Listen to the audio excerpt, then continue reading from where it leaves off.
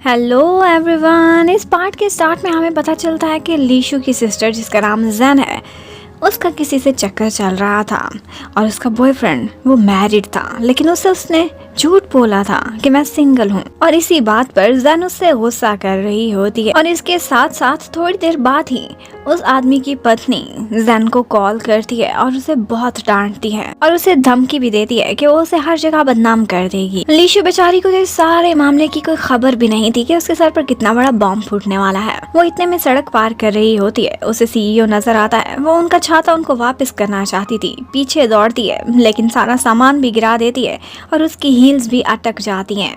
बीच road के सारी traffic jam हो जाती है। यहाँ पर यू हाउस की हेल्प के लिए आता है। सबसे पहले तो बिल्कुल एक हीरो की तरह सारी ट्रैफिक को क्लियर कराता है और उसके बाद वो लीशु की हेल्प करने लगता है। उसका शू बहुत बुरी तरह से फंस गया था, लेकिन उसकी हेल्प करते करते वो उसकी हील्स भी तोड़ देता है। और यू हाउ क्या करता है, बीच सड़क में उसे उठाता है और कैरी करता हुआ सड़क पार करा देता है।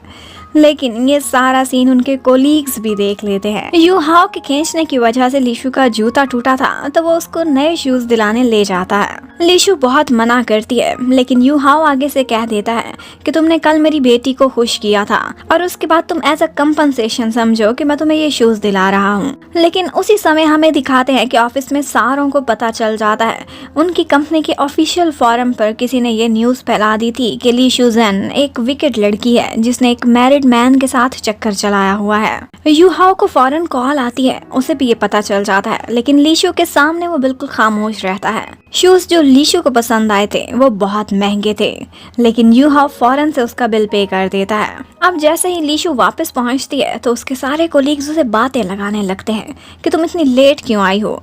कुछ लोगों ने देख लिया था कि वो सीईओ के साथ है, फिर नए इतने ब्रांडेड शूज भी उसने पहने हुए थे। उसके कैरेक्टर पर ही उंगली उठने लग जाती है। उधर यू हाउ के साथ बाकी सारे सीनियर मेंबर्स मीटिंग कर रहे होते हैं। चेयरमैन जो जियांग की मॉम थी वो कहती है कि फौरन से इस लड़की को फायर कर दो, लेकिन यू हाउ का कहना था कि सोशल मीडिया पर अक्सर र्यूमर्स फैलती रहती हैं, हम ऐसे ही किसी लड़की की रेपुटेशन और उसके कैरियर को कैसे तबाह कर दें। लेकिन जियांग वो तो पहले ही लीशु से बहुत जेलस होती थी। अब उसे मौका मिला था, वो टीम लीडर थी, उसे नहीं सारी इन्वेस्टिगेशन करके फैसला करना था कि लीशु को सजा देनी है कि रखना है। वो तो जाकर उसे कह देती है तुम जैसी लड़कियां यहाँ पर नहीं रह सकती। लेकिन ऐसे में सॉन्ग आता है लीशु के पास और उससे पूछता है कि मुझे सच सच बता दो, सारी कहानी क्या है, तुम कब से उस आदमी को जानती हो और पहली दफा मुलाकात कब हुई, क्या उसने तुम्हें बेवकूफ बनाया है, क्योंकि मुझे लगता है तुम ऐसी लड़की नहीं हो। और अब ये सुनकर तो लीशु को गुस्सा आने लगा था। वो सोचती है कि एक सॉन्ग ही था जिस पर वो एतबार करती थी, वो भी उसके बारे में ऐसा सोचता है। पर लीशु तो बहुत अपसेट हो गई थी। वो घर जाती है और फौरन से अपनी सिस्टर से इन्वेस्टिगेशन करने लगती है। वो बताती है कि मुझे नहीं पता था कि वो मैरिड है, वरना मैं उससे कोई रिलेशन ना बनाती। अब लीशु परेशान थी क्योंकि मुसीबत में तो वो फंसी हुई थी। वो सारों को कैसे यकीन दिलाएगी कि वो सच्ची है। उधर यू हाउ की भी कंडीशन डिफरेंट नहीं थी। उसे यकीन नहीं आ रहा था कि लीशु इस टाइप की लड़की होगी, जबकि सॉन्ग वो खाली हाथ नहीं बैठा था। वो पूरा टाइम कोशिश करके उस आदमी तक पहुंचने के लिए रास्ता निकालता है जिसके साथ इस वक्त लीशु का अफेयर चलने की अफवाहें चल रही थी। वो सारी रात उसके घर के बाहर ही बैठा रहता है और जब सुबह सुबह वो आदमी वापस आता है तो वो उससे मिलता है। जबकि ऑफिस में यू हाउ की डिजाइनर टीचर उससे कहती हैं कि मेरे ख्याल से लीशु ऐसी वैसी लड़की नहीं, अगर वो गोल्ड डिगर होती तो ऐसी लड़कियां मटेरियलिस्टिक होती हैं, लेकिन उसके कपड़े भी सिंपल होते हैं और उसके शूज भी। लेकिन जियांग उसने तो फायदा उठाना था इसी मौके का। वो लीशु से जेलस होती थी तो फौरन से उसके पास जाती है और कहती है कि मुझे पता चल गया है कि उस लड़के को भी तुम्हारी वजह से अपनी कंपनी से जॉब से निकाल दिया गया है, बस इतना ही प्रूफ काफी है, तो अपना सामान उठाओ और यहाँ से निकलने की करो। वो अपनी पावर्स यूज करती हुए उसे फायर कर देती है। जबकि उसी टाइम पर ऊपर सीईओ को एक ईमेल मिलती है। वो जैसे ये मैसेज देखता है तो वो दौड़ लगा देता है नीचे की तरफ। एलिवेटर भी नहीं मिलती तो स्टेयर्स से दौड़ता हुआ जाता है और लीशु को एन टाइम पर ऑफिस से निकलते हुए रोक देता है और अपने साथ चलने को कहता है। अब वो उसे वापस ऑफिस में लेकर आ गया था और कहता है कि मिसअंडरस्टैंडिंग हुई थी, मुझे उसी लड़के ने सारा कुछ क्लियर कर दिया है और अब लीशु दोबारा से यहीं पर ही काम करेगी। फिर हमें फ्लैशबैक में दिखाते हैं कि एक्चुअली सॉन्ग उसी आदमी के पास गया था, उसे लीशु की फ़ोटो दिखाई थी, लेकिन वो देखकर कहता है कि इस लड़की को तो मैं जानता भी नहीं हूँ। तो सॉन्ग ने उसी को कहलवा कर CEO को ईमेल कराई थी और साथ ही साथ उसकी वाइफ को भी मिसअंडरस्टैंडिंग ख़त्म की थी कि जिस लड़की को तुम डैमेज कर रही हो वो लड़की ही नहीं है। और जब यही मैसेज दोनों की तरफ से यू हाओ को मिला था और साथ ही साथ अपोलॉजीज भी थी कंपनी के ऑफिशियल फॉरम पर, इसी वजह से उसने उसे ना फायर करने का फैसला किया। लेकिन फिर भी ऑफिस में हर तरफ गॉसिप्स चल रही थी कि अगर धुआं उठता है तो ज़रूर आग भी होती है।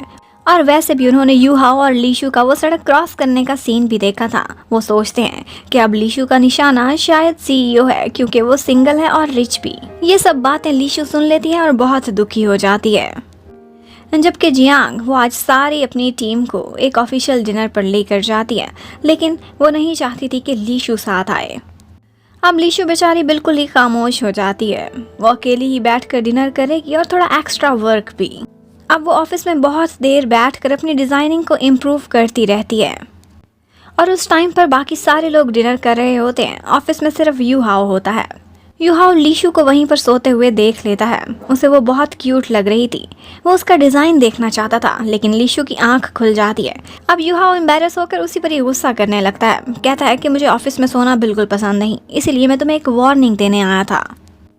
और फिर उसे अपने साथ ज़बरदस्ती उसी डिनर पर भी जाने को कहता है जहाँ पर जियांग ने यू हाओ को भी इनवाइट किया था। उसे ज़बरदस्ती अपने साथ ले जाता है और लीशु को यू हाओ के साथ आते देख जियांग का मूड खराब हो जाता है। वहाँ पर सारे कोलीग्स मिलकर किसी तरह से अपनी सबसे ज़्यादा जूनियर लीशु को बहुत ज़्यादा ड्रिंक करा देते हैं। अब लीशु इतनी ड्रंक हो गई थी कि वो अपने हवास ही खो बैठती है। वो टुन होकर सारों को बहुत बातें लगाती है, एक एक को खरी खरी सुना देती है। जो लोग भी उसे सारा दिन भगाते थे, काम कराते थे, उसके खिलाफ गॉसिप्स करते थे। और तो और जियांग को कहती है कि तुम में तो लीडरशिप की स्किल्स ही नहीं है। और इसके साथ ही वो टुन होकर अपनी सिस्टर लीशु जैन को बुरा भला कहने लग जाती है और सबको कहती है कि मुझे अंडर एस्टिमेट ना करो, मैं यहाँ पर सबसे ज़्यादा सीनियर हूँ, मैं 34 ईयर्स की हूँ। उसके बाद सीन बदलता है। नेक्स्ट मॉर्निंग वो उठती है तो उसकी तो बैंड ही बज चुकी थी जब उसकी सिस्टर बताती है कि वो कैसे ड्रंक होकर घर पहुँची थी। अब वो परेशान थी, उसे याद भी नहीं आ रहा था कि उसने कल क्या क्या बातें की हैं। वो अपना फ़ोन देखती है तो उस पर सॉन्ग के साथ एक अननोन नंबर से काफ़ी मिस्ड कॉल भी आई हुई थी। अब जैसे ही वो ऑफिस पहुंचती है, सारे सीनियर्स उसे घेर लेते हैं और उसकी वो बैंड बजाते हैं, उसे बहुत बातें सुनाते हैं जो कल उनको बातें सुना रही थी। वो सारों से अपॉलॉजीज करती और शर्मिंदा भी होती है, लेकिन उसकी सिस्टर ने मामला संभाल लिया था। सब कोलीग्स को यही बताया था कि ड्रंक होकर इसमें बहुत सारी पर्सनैलिटीज आ जाती हैं, अपना नाम भी भूल जाती है। लेकिन सॉन्ग उसे बताता है तुम ड्रंक हो गई थी, मैं तुम्हें घर ले जाने लगा था लेकिन तुम गायब हो गई। बाद में तुम्हारे घर पहुंचा तुम्हारी खैरियत पता करने तो तुम टैक्सी में किसी लड़के के साथ बैठी हुई थी और वहां से निकल कर उसे लव यू कह रही थी। अब लीशु को शक होता है कि यकीनन ये अननोन वाला नंबर ही होगा। वो फ़ौरन से उस नंबर पे कॉल करती है और पूछती है कि आप ही हैं जिसने मुझे कल ड्रॉप किया था टैक्सी में। मैं पूछना चाहती हूँ कि आप हो कौन? तो आगे से यू हाओ कहता है मैं तुम्हारा बॉस हूँ।